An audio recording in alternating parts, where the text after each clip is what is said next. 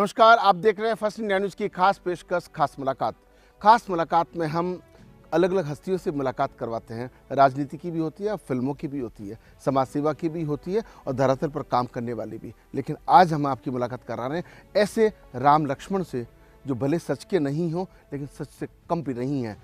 माँ तुलसी देवी ने जब उनको जन्म दिया तब ये नहीं सोचा था कि समाज के लिए इतना अधिक समर्पित हो जाएंगे। जी हाँ, हम बात कर रहे हैं पूरे हिंदुस्तान के अंदर और हिंदुस्तान के बाहर भी विश्नोई समाज जो पर्यावरण संरक्षण से लेकर के मूक प्राणियों की रक्षा करते हैं, उसी समाज का प्रतिनिधित्व करने वाले सुखराम विश्नोई और जगदीश विश्नोई की, जिन्होंने समाज सेवा के चित्र में चाहे राम कथा करानी हो, भागवत कथा करानी हो, जो जरूरतमंद बेटियां हैं उनकी शादी करानी हो, या फिर विकास में अहम भागीदारी निर्माण कार्यों के माध्यम से निभानी हो, अपने आप को साबित करने की कोशिश की है। लेकिन आज भी अपने आप को अदना सा बताते हैं।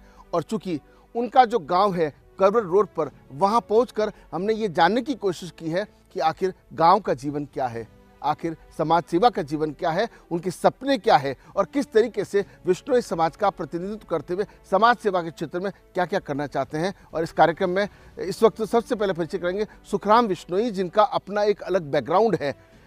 क्वालिटी और गुणवत्ता के कार्य के साथ किसी प्रकार का समझौता मंजूर नहीं है और समाज के जो कामकाज है उसके प्रति समर्पित रहना। और पीछे के पीछे लक्ष्मण की तरह काम करने वाले जगदीश विश्नोई अपने बड़े भाई की राह पर चलते हैं। और ये जो पूरा परिवार हमारे साथ बैठा है, वो जब साथ खड़ा होता है तो किसी प्रकार की चुनौतियों से निपटने में कोई बाधा भी नहीं आती है। सुखराम जी, सबसे पहले आपका इस कार्यक्रम में बहुत बहुत स्वागत है। धन्यवाद सर। जगदीश जी, आपका भी इस कार्यक्रम में बहुत बहुत स्वागत है। नमस्कार भाई साहब। आप जिस समाज से आते हैं, 29 नियम जो हैं इस समाज के बड़े ही बिरले हैं। पूरे देश के अंदर उस 29 नियमों की पालना को लेकर के चर्चाएं चलती है। आपका समाज पालन भी करता है।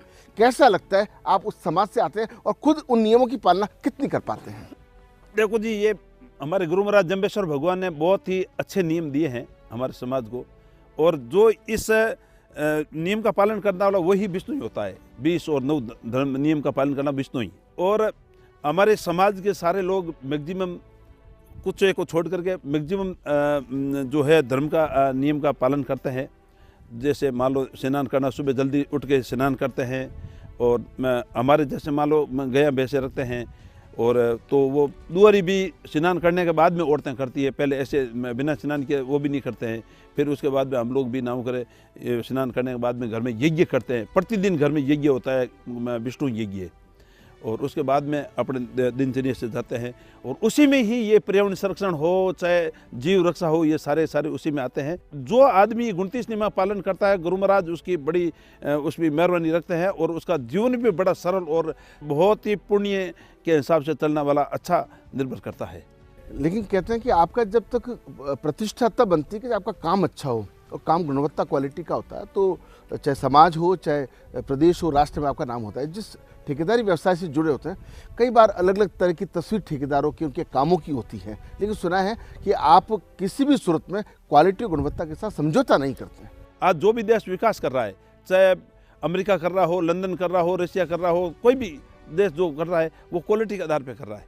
आप एक कॉन्ट्रैक्ट लिया है कि क्वालिटी के साथ में काम करके दूंगा, ये हमारा एग्रीमेंट है सरकार के साथ में, तो हमारा दायित्व बनता है कि हम क्वालिटी से काम करके देवें। क्वालिटी से काम करके दें, वो क्वालिटी दिखेगी भी और साख भी बढ़ेगी। जैसे अभी हमने आगरा स्मार्ट सिटी में काम किया है, तो आगरा स्मार्ट सिटी में हमारे को जो भारत लेवल पे हमारे को अवार्ड मिला था। चंडीगढ़ स्मार्ट सिटी में काम किया है, तो वहाँ पे ये स्थिति हुई है, अमित शाह जी ने आकर के उसका उद्घाटन किया था, और उसको भी नाम करे अवार्ड के लिए प्रस्तुत किया हुआ है। वो शायद हो सके, ये कोई बड़ी बात नहीं है। मैं कहूँगा यदि कि ये 24/7 यदि कोई सक्सेसफुल तरीके से चल रहा है, तो वो पहला भी हो सकता है जो हमने काम किया है। ऐसे भी यहाँ पे भी सारा काम करते हैं, वो क्वालिटी के साथ काम करते हैं। यह अपना गर्व और स्वाभिमान भी है कि हम स्वाभिमान के साथ में हम क्वालिटी से काम करते हैं। जगदीश जी, अयोध्या नगरी तक तो पहुँच गए हैं, क्योंकि आगरा अगर आप बात करें तो उसी उत्तर प्रदेश की धरती पर आता है। लेकिन आपके नाम से ईश्वर का, जगत का ईश, लेकिन आप ईश्वर जो मानते हैं, राम जो मानते हैं, अपने बड़े भाई सुखराम जी को मानते हैं। क्या आपको उनका जो ब्लेसिंग्स मिलता है, आपको लगता है आपका जीवन जो है वो उसी रूप से आगे बढ़ता है कि बड़ों का आशीर्वाद लेना, सही रास्ते पर चलना और उसी तरीके से क्वालिटी के साथ में काम को जिम्मेदारी के साथ निभाना? बिल्कुल, भाई साहब का आशीर्वाद हमेशा रहता है हमारे ऊपर, और इनसे सीखने के लिए कई चीज़ें मिलती है। भाई साहब से ठेकेदारी भाई साहब ने ही शुरू की थी, इससे पूरे परिवार को फ़ायदा मिलता है। आज हमारा इतना बड़ा परिवार है, सब ही इस ठेकेदारी में लगे हुए हैं। और फिर बाद के अंदर अभी मेरा एक भतीजा है जो इंजीनियरिंग करके आया है, वो इस टीम में आ गया है। तो यूपी, एमपी और पंजाब, असम सब जगह वो भतीजा अच्छी लाइजिंग कर रहा है। और इस लड़के ने हमारा एक दोनों भाइयों का तीसरा सपोर्ट संभाला इसने, और बहुत अच्छा काम कर रहा है लड़का। लेकिन ये समझ में नहीं आता राम कथा की जरूरत कहाँ पड़ गई, फिर आपको भागवत कथा कराने की जरूरत कहाँ पड़ गई। जो बेटियों की शादी नहीं हो पा रही थी, उनकी शादी के कामकाज को आपके परिवार ने, समाज ने हाथ में उठाया, उसकी कहाँ जरूरत पड़ी? शादी की, राम कथा की ये परिणाम हमारे माँ बाप से मिली है। मेरी माँ ने हमेशा यही सिखाया है, पिताजी ने, माताजी ने, कि बेटा सब कुछ होते हुए कुछ हाथ से चुपचाप शांति से कुछ तो कुछ आगे बढ़ते रहो, किसी को कुछ बांटते रहो। तो हमने जब शादी करवाई तो हमने 81 लड़कियां की, यहीं गांव में शादी करवाई। ये मेरी माताजी की सोच थी, और माताजी ने छोटा सा शुरू करने के लिए बोला था, और हम लोगों ने मिलके, सारे गांव वासियों ने मिलके, 36 कौम के लोगों ने ऐसा काम किया कि हमको पता ही नहीं चलने दिया गांव लोगों ने, कि इस काम को आगे बढ़वाया हमने। उसका कुछ सुकून मिलता है? आपको लगता है कि ऐसे काम करने से ईश्वर भी खुश होता है, मन को शांति मिलती है, मन को संतुष्टि? खास तौर पे आज का जब जमाना होता है तो माता पिता को लोग दरकिनार कर देते हैं। अभी आपने कहा कि आपने अपने पेरेंट्स की बात को माना और उस बात को आगे बढ़ाया। ये सब माताजी को, पिताजी के आशीर्वाद से ही हो रहे हैं। ये बोल देते हैं कराने वाला ईश्वर होता है, हम एक आगे वो चेहरा होता है, और इनका आशीर्वाद से सब कुछ अच्छे प्रोग्राम हुए हैं। लेकिन सुखराम जी, ये समझ में नहीं आया, आजकल तो लोग स्वार्थी होते हैं, मतलबी होते हैं, खुद का घर अलग, परिवार अलग, बीवी अलग, बच्चे अलग। यहाँ तो कोरोना में 70 लोग आप लोग साथ रह गए, और अभी भी एक छत के नीचे साथ रहते हैं। परिवार के अंदर जो प्रेम सामंजस्य है, उसका आपको लगता है कि जो संयुक्त परिवार प्रथा थी वो वाकई बहुत सटीक थी? ये परमात्मा की कृपा है और इन माता पिता की कृपा है। इनके आशीर्वाद से ही हमें पता ही नहीं है कि हमें अलग क्या होता है, शामिल क्या होता है। तो कोरोना में क्या है कि सारे जोधपुर वाले यहाँ आ गए, और आंजे भांजे भी आ गए, सब लोग करके 70 लोग एक साथ में यहाँ पे रहते थे। और यहीं से बैठे बैठे हम लोग, कहीं फ़ोन आ जाता करते, वहाँ कोई तकलीफ है तो वहाँ से गाड़ी होती, यहाँ पे 2-4 लड़कों को भेज देते, सामान यहाँ ला के रखा हुआ था। तो जो भी नाम कर उनके हरी इच्छा के नाम से जो भी समर्पित हो, जा करके देखे आ जाते, और जब तक तो वो सूर्यास्त हो जाता, तो हमें पता ही नहीं चला। लेकिन आप जिस समाज से आते हैं उसकी तारीफ हमको याद है तत्कालीन राष्ट्रपति बिल क्लिंटन ने की थी, पर्यावरण संरक्षण को लेके, चाहे हिरणों की बात कर लें, चाहे मुख प्राणियों की बात कर लें, और पेड़ का जो महत्व है आप उस समय, तो क्या वाकई पर्यावरण संरक्षण का कोई बहुत अच्छा फायदा होता है? क्या राष्ट्र का विकास से उसका कोई सरोकार है? क्या संदेश आप युवाओं को देना चाहेंगे? बहुत ज़्यादा जरूरी है। मानव जीवन जीने के लिए पर्यावरण संरक्षण और जीव संरक्षण करना बहुत ज़्यादा जरूरी है। आदमी का बच्चा जब जन्मता हो उस टाइम एक पौधा लगाना चाहिए, ये मेरा एक है। शादी हो तो एक पौधा लगाना चाहिए। और सबसे बढ़िया जो उत्तम धाम होता है वो मोक्ष धाम होता है। जहाँ पे मोक्ष धाम होता है, मोक्ष धाम में एक आदमी चला गया, उसके पीछे उस परिवार वाले एक मोक्ष धाम में पौधा लगा दो, तो मोक्ष धाम भी स्वर्ग बन जाएगा। लेकिन आपको ये समझ में आता है आप कहाँ छुपे हुए थे? क्योंकि अब हम जब देखते हैं समाज सेवा में लोग बड़े बड़े फोटो खिंचवाते हैं, इश्तेहार छपवाते हैं, पूरे पेज अखबारों में छपते हुए नजर आते हैं। आप दोनों जब खुले हाथ से, खुले दिल से अपनी माताजी का कहना मान करके समाज सेवा करते हैं, तो कहीं न तो राजनीति में आप दिखाई देते हो और न ही कहीं आप दिखावे में दिखाई देते हो। चक्कर क्या है, कहाँ रहते हो आप? देखो, हम देने वाले और करने वाले हम नहीं हैं, ये तो परमात्मा की कृपा है, माता का आशीर्वाद है। एक पुरानी कहावत थी, एक नवाब दान देता था। नवाब दान देता था तो वो नीचे दान नजर करके दान देता था, तो वो आता और दूसरा वो लैंड में लेकर के वापस आ जाता। तो किसी ने उसको सैनी से कहा कि ऐसी देनी कहाँ से सीखी तूने? ज्यों ज्यों हाथ आगे बढ़े त्यों त्यों नीचे नहीं, तो जैसे जैसे देने के लिए हाथ ऊपर करता है तेरा नैन नीचे हो जाता है। उसने कहा, जवाब दिया फिर कि देना वाला कोई और है, जो देता है दिन रेन। लोग भ्रम मुझ पे करे इसलिए नीचे नैन। लोग मेरे पे भ्रम करते हैं कि मैं दे रहा हूँ, मैं कोई देने वाला नहीं हूँ, देने वाला तो ऊपर वाला है। शास्त्र में भी गुप्त दान को ही अच्छा बताया गया है, और ये हम तो कुछ कर ही नहीं पा रहे। जगदीश जी, थोड़ा समझ में नहीं आता, बड़े बड़े घरानों के बड़े बड़े उद्योगपति हैं, सगे भाई तक अलग हो जाते हैं, साथ में काम कर नहीं पाते हैं, पार्टनरशिप चल नहीं पाती है। आप दोनों भाई एक छत के नीचे कितना ये कारोबार फैलाया कि आप राजस्थान से बाहर निकल करके आप पंजाब भी पहुंच गए और आप उत्तर प्रदेश भी पहुंच गए और अभी कोई केरल तमिलनाडु भी पहुंच गए। आखिर ये माजरा क्या है? क्या आपके पास कोई जादू का डंडा है, कोई सोने की छड़ी है, या कोई टीम ऐसी है जिसकी बदौलत आप यहीं बैठ करके पूरे हिंदुस्तान के अलग अलग स्टेट के अंदर आप लोगों की पहुंच पड़ गई है? सर जादू वादू कुछ भी नहीं है, टीम बना रखी है हर जगह। टेंडर होता है, इसमें सारी क्वालिटी होती है, कौन कितने कैसे टेंडर डालना होता है। इसमें कोई राजनीति का कुछ भी नहीं होता है सर। टेंडर हर क्वालिटी से मिलता है और काम भी क्वालिटी से किया जाता है।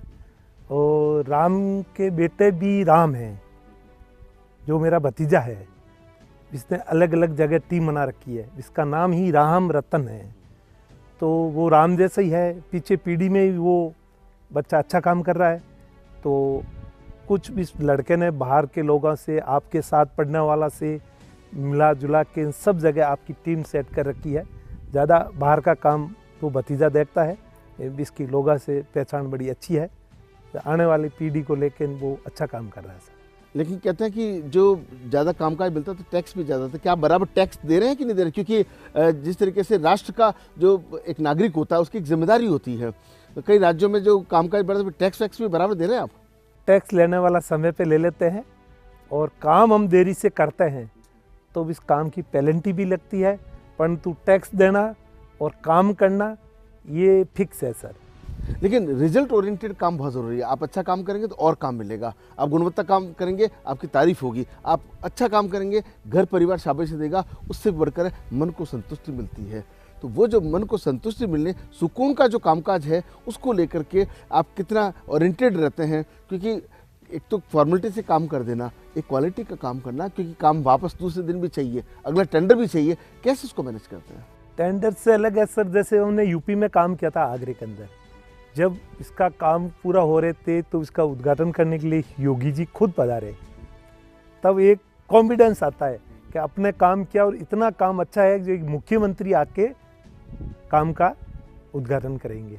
वैसे ही सेकंड में हमने चंडीगढ़ में काम किया तो हमारे को 2 महीने पहले डिपार्टमेंट ने इंडिकेशन दे दिया था कि इस काम को गृह मंत्री जी खुद आके और देखेंगे और उद्घाटन करेंगे।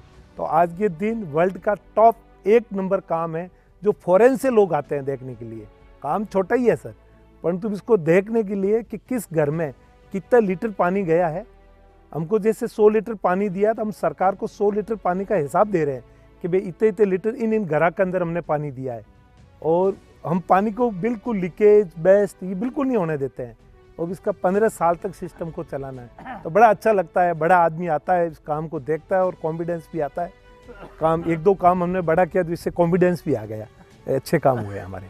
तो ब्रेक से पहले आपने देखा कि कैसे देश के गृह मंत्री अमित शाह जिन कार्यों का अगर उद्घाटन करें और उत्तर प्रदेश जैसे हिंदुस्तान के सबसे बड़े राज्य के मुख्यमंत्री योगी आदित्यनाथ जैसा उन पर नज़र रखे, सबसे बड़ी बात यह है कॉन्फिडेंस, क्वालिटी, गुणवत्ता, पूरी टीम।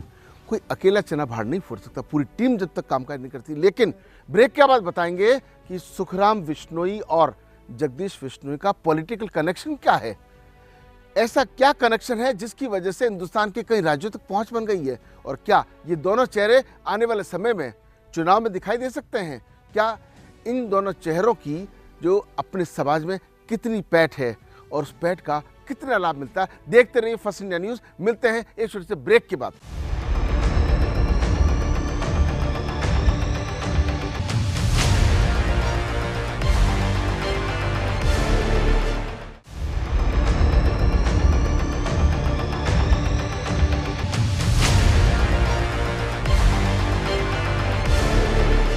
ब्रेक के बाद एक बार फिर से आपका स्वागत है खास मुलाकात कार्यक्रम में। खास मुलाकात में खास शख्सियत हमारे साथ मौजूद हैं, समाज सेवी सुखराम बिश्नोई और जगदीश बिश्नोई। ओसिया से ताल्लुक़ रखने के साथ में जिस समाज से आपका संबंध है वो समाज पूरी दुनिया में जाना जाता है उस पर्यावरण संरक्षण के लिए, मूक प्राणियों की सेवा के लिए। अगर अच्छे तरह से बिश्नोई समाज याद नहीं हो तो आप सलमान खान वाला केस याद कर सकते हैं, जिसमें बिश्नोई समाज ने पूरा जीवन लगा दिया, लेकिन आज तक वो केस अदालतों में है और फैसले भी जो आए हैं वो समाज के हक में आए हैं। एक बड़ा संदेश देते हैं। ये जो 29 नियम हैं वो अगर कहते हैं कि अगर हर कोई व्यक्ति इसको अपने जीवन में उतार ले तो जीवन सार्थक हो जाता है। और हमने ब्रेक में जाने से पहले कहा था कि आखिर पॉलिटिकल कनेक्शन क्या है, कैसे किसी को इतना काम मिल जाता है और कैसे इतना दबदबा है। हालांकि दिखावे में विश्वास नहीं करते हैं और शायद संभवतः इस तरह का ये इंटरव्यू भी पहला ही है। सुखराम जी, क्या कनेक्शन है पॉलिटिकल? क्या आप राजनीति में जा रहे हैं? क्या पुराना कनेक्शन है? क्या जाने वाले हैं? और आखिर क्या आपकी पॉलिटिकल अप्रोच है कि जो काम धड़ाधड़ मिल रहे हैं वो कैसे मिल रहे हैं? काम राजनीति से नहीं मिलते हैं, काम एलिजिबिलिटी क्राइटेरिया से मिलते हैं। आजकल कहीं भी जाओगे तो एलिजिबिलिटी क्राइटेरिया फिक्स है कि ये काम लेना है तो पहले इस टाइप का, इतने करोड़ का या इस कंडीशन का काम किया होना चाहिए। जिस कंडीशन का काम किया हुआ होता है वही आदमी एलिजिबल होता है, नहीं तो डिस्क्वालीफाई हो जाता है। आपने इतनी उम्र ली है, आपने बचपन से लेकर अब तक खूब सारा जीवन देखा है, कई नेता देखे हैं, मुख्यमंत्री देखे हैं, प्रधानमंत्री देखे हैं, राष्ट्रपति देखे हैं, पार्षद भी देखे हैं और गांव का ग्राम सेवक से लेकर ग्राम पंचायत में पार्षद भी देखे हैं, लेकिन वार्ड पंच भी देखा है। कैसा होना चाहिए एक जनप्रतिनिधि, उसकी तस्वीर कैसी होनी चाहिए? क्योंकि आप भी समाज के एक प्राणी हो, वोट आप भी देते हैं, मतदाता आप भी हैं, नागरिक आप भी हैं। कई बार मन खराब नहीं होता कि जैसे हालात चल रहे हैं उनको और ठीक करने की ज़रूरत है? हाँ, काफ़ी ज़रूरत है, ये मैं समझता हूँ कि जब इलेक्शन होता है तब जिसको मत लेना हो वो घर घर जा करके हाथ जोड़ करके रिक्वेस्ट करके बहुत बड़े वादे करके और वो उनसे वोट ग्रहण करता है। और मैं ये सोचता हूँ कि उस आदमी को जीतने के बाद में उसी हिसाब से, उसी गरज से उसकी सेवा करनी चाहिए, सेवा के प्रति बिल्कुल समर्पित भाव से सेवा करनी चाहिए। लेकिन अगर आपको कोई अवसर मिले, आपके परिवार की प्रतिष्ठा को देखते हुए, आपकी साख को देखते हुए, आपकी सक्रियता को देखते हुए, आपकी जागरूकता को देखते हुए, तो क्या कोई पॉलिटिकल अगर आपके पास अप्रोच आती है या कोई मौका आता है तो ठुकरा देंगे? देखो, ये सब परमात्मा को पता है, ये पूर्व फिक्स है। अब हमने कभी ये नहीं सोचा था, हमारे पहले कोई ठेकेदारी नहीं की हुई थी, किसी को पता नहीं था। हम तो एक किसान के बेटे हैं, साधारण परिवार से किसान के बेटे हैं, तो हमने कभी सोचा ही नहीं था कि कभी ठेकेदारी भी करेंगे, कभी ऐसा भी बन जाएगा। ये भी उस परमात्मा की देन है। मैं तो उसी परमात्मा को मानता हूँ, उसकी जो भी सेवा होगी और कोई अवसर मिल जाएगा तो वो तो बस उसी को कृपा है। देखो, समय की बात है। जगदीश जी, अमित शाह तक आप पहुँच गए हैं, योगी तक पहुँच गए हैं। आखिर राजनीति में क्या दो हाथ करने की कोई प्लानिंग है, कोई योजना है, कोई मन में कुछ चल रहा है कि राम को साथ लेके जाएंगे या राम लक्ष्मण दोनों राजनीति में जाएंगे? आखिर इसके पीछे माजरा क्या है? कल का क्या पता चले सर, कल क्या होगा। अभी तक तो ऐसा कोई राजनीति का हमारा कुछ है नहीं सर। लेकिन अभी आपने एक उदाहरण दिया राम रतन का, केवल वो राम नहीं, रतन भी है। लेकिन आपको लगता है कि आमतौर पे अपने बच्चों को क्रेडिट कम देते हैं? आपने क्रेडिट दिया है, आप भी यूथ हैं। ये जो काम है ये बड़ा जिम्मेदारी वाला काम होता है, निर्माण का काम होता है। स्कूल बनाइए, सड़क बनाइए, बिल्डिंग बनाइए। अभी जैसे आपने वहाँ का उदाहरण दिया कि आज वर्ल्ड के अंदर टॉप क्लास का नाम आ रहा है, तो उसके लिए क्या डेडिकेशन राम रतन का रहा है? और ख़ास तौर पर आप जो मोटिवेट करते हैं, आपको लगता है कि आने वाले समय इसके बहुत अच्छे फ़ायदे, अगर यूथ उसको अपनाए तो उसको भी हो सकता है? सर देखो, एक आदमी कोई काम नहीं कर सकता है। ऑफिस है जैसे हमारा, तो ऑफिस के अंदर सर छोटे से लगा के पूरे स्टाफ का भागी होता है सर। वो एज ए पूरा कंपनी आपकी समझ के सब लोग काम करते हैं सर, तब वो थोड़ा काम आगे बढ़ता है। एक चेहरा होता है और काम तो पूरी टीम करती है सर। तो राम रतन फील्ड में रहता है सर, एक युवा लड़का है, एक इस फील्ड की इंजीनियरिंग की हुई है, इसको नॉलेज भी है और इसका जोश है काम करने का। इसकी वजह आप मानते हैं कि परिवार में समय बच्चों को पढ़ाने, क्योंकि पहले बच्चों को पढ़ाते नहीं थे, पढ़ाने से आज को राम रतन इंजीनियर बन गया। आपके परिवार की पत्नी की बात करें तो आज वो PhD होल्डर है। तो आपको लगता है कि क्योंकि अभी भी आपके कई ऐसी ढाणियाँ गांव हैं जहाँ बच्चों को थोड़ा सा शिक्षा के प्रति और अधिक जागरूकता की जरूरत है? एजुकेशन जरूरी है सर, एजुकेशन वगैरह कुछ भी नहीं है सर। आप कहीं चले जाए, एजुकेशन के साथ साथ माँ बाप को बच्चे के ऊपर नज़र रखनी भी बहुत ज़रूरी है, घर का ज्ञान भी बहुत ज़रूरी है। हमने तो ये भी सुना है कि आप बहुत जल्द कोई चाहे एजुकेशन फाउंडेशन हो या कोई सोशल फाउंडेशन हो, वो भी लाने की कोशिश करें जिससे कि सामाजिक सरोकार निभा सके। एक CSR अमाउंट होता है हर कंपनी के, प्राइवेट लिमिटेड कंपनी होता है तो अमाउंट होता है समाज सेवा में खर्च करने के लिए। सुने उसमें भी आपको काम कर रहे हैं, मंथन कर रहे हैं? सर बिल्कुल कर रहे हैं हम। एजुकेशन IIT के बराबर हमारे पास एक लैंड है, इसमें हमने पहले अभी भी देख रहे हैं कि अच्छा कोई एजुकेशन, कोई एक छोटे से शुरू करेंगे स्कूल बनाने का अभी हम तैयारी कर रखे हैं, तो एजुकेशन में आगे आगे काम करने की इच्छा है सर। सुखराम जी, कहते हैं कि आप थकते नहीं हो, सुबह से लेकर शाम तक आप तो समाज के भी एक किसी पद जिम्मेदारी में, वो कैसे उसके लिए समय निकाल पाते हैं, कैसे उसको काम संभाल पाते हैं आप? नहीं, समाज के लिए जो काम है वो हम उसको भी प्रायोरिटी देते हैं पहले। ये समाज का जो काम है, मेरा जीव रक्षा का राष्ट्रीय कोषाध्यक्ष हूँ मैं, इस हमारे गौशाला है इसका भी कमेटी का मेंबर हूँ मैं, और यहाँ पे हैं तो मतलब बिना दायित्व दी अभी मैं देख रहा हूँ। इसको देख करके बाकी के लोग भी नाम आते हैं कि देखो ये धंधे वाले लोग हैं, ये भी आ रहे हैं, तो अपन पास में तो ज़्यादा टाइम, अपन को ज़्यादा टाइम देना चाहिए। और बाकी एजुकेशन की जो बात करें तो एजुकेशन के अंदर अभी हमारे समाज के अंदर समरातल फाउंडेशन का निर्माण किया है, वो बहुत अच्छा है। वहाँ पे जो लोग जो बच्चे नहीं पढ़ पा रहे हैं, जिनके पास में पैसे नहीं हैं, जो डॉक्टर्स बनते हैं उसको डॉक्टर्स के हिसाब से, जो आरएएस की करते हैं आरएएस के हिसाब से, आईएएस करते हैं उनके हिसाब से अलग अलग फील्ड में उनकी पढ़ाई कराते हैं, और इसके पैसे व्यापारी लोगों से चंदा करके और उनके लिए ये काम किया जाता है। और जो अभी 4-5 साल में चल रहा है, बहुत अच्छा रिजल्ट है इसका। समाज ने कई डॉक्टर्स दे दिए, कई आरएएस दे दिए, इससे बहुत अच्छा रिजल्ट आ रहा है। होता आपको अपने समाज पे कई आईएएस हैं, कई आईपीएस हैं, कोई एसपी है, डीआईजी है, आईजी लेवल पर है, मजिस्ट्रेट भी हैं, कलेक्टर्स भी हैं, आप ही के समाज से, तो आपको लगता है कि थोड़ा और फोकस किया जाए तो संख्या बढ़ भी सकती है? बिल्कुल, हमारा बहुत छोटा समाज है। इस समाज के अंदर, इस समाज की जो जनसंख्या को देखते हुए बहुत अच्छा है, मैं बिल्कुल प्राउड फील करता हूँ। हमने हमारी कंपनी की तरफ से भी कराया था, मगर चलो उधर एक नियम बना हुआ है, उस नियम के अनुसार उसके नहीं हो सकता है, तो हमने उसको भी देखा था, मगर चलो भाई कर रहा है, किसी का भविष्य सुधर जाए तो बहुत अच्छी बात है। हम यही चाहते हैं कि कोई समाज का बच्चा बन के तैयार हो। जगदीश जी, 75 लाख विष्णुई समाज पूरे हिंदुस्तान के अंदर, जिस समाज से आप आते हैं और आपका काम भी अच्छा चल रहा है, आप ठेठ गांव के इस ढाणी के अंदर बैठे हुए हो, हेरिटेज है या जोधपुर के पॉश कॉलोनी, वहाँ पर भी तो आप उनको इस्टेब्लिश कर सकते। ये गांव क्यों नहीं छूट रहा आपसे? ये संस्कृति, ये बाजरे की रोटी, यहाँ जो गांव की फलियाँ, यहाँ का जीरा, ये इसी में आत्मसात हो। कोरोना में भी लोगों को यहाँ आप बुला लेते हो, संभाल लेते हो। ये घर, ये गाँव इस पर्यावरण से दूर है, अच्छा पर्यावरण है, इसलिए यहाँ, या फिर आप शहर की आबो हवा में मिलना नहीं चाहते हो? सर, ये हमारी जन्मभूमि है सर, और फिर मेरे माताजी पिताजी यहीं रहते हैं, तो सुखराम जी तो जब भी जोधपुर रहते हैं तो वो कभी जोधपुर में घर 2-3 घर है सर, तो भी वो कभी नहीं रुके, वो हमेशा यहीं रहते हैं। जल्दी जी, मान के चलें कि अगली बार हमारी जब बातचीत होगी तो CSR अमाउंट के माध्यम से या सामाजिक आधार पर या कुछ ऐसा नवाचार सोशल इम्पैक्ट में करना चाहेंगे कि जहां आपकी धर्मपत्नी की जो सेवाएं हैं उनको भी लिया जा सके, क्योंकि परिवार में अब जैसे राम रतन पढ़ गए, ये पढ़ गए, तो जब जैसे परिवार बड़ा होता है, एजुकेटेड परिवार होता है, तो वो कहीं ना कहीं आप अपने समाज में प्रतिष्ठा और धाक भी बढ़ाता है इस तरह के कामकाज करने से। परिवार में क्या से एजुकेशन है तो बच्चा को पढ़ाना, घर में कुछ लाना, आना जाना, किससे कैसे बात करनी, वो फिर फैमिली वाले देख लेते हैं। हम लोग बाहर होते हैं तो वो एक फैमिली का पीछे बैकग्राउंड सपोर्ट होता है सर। आगे जैसे कोई सर एजुकेशन का काम करेंगे तो इनका भी सपोर्ट लेंगे।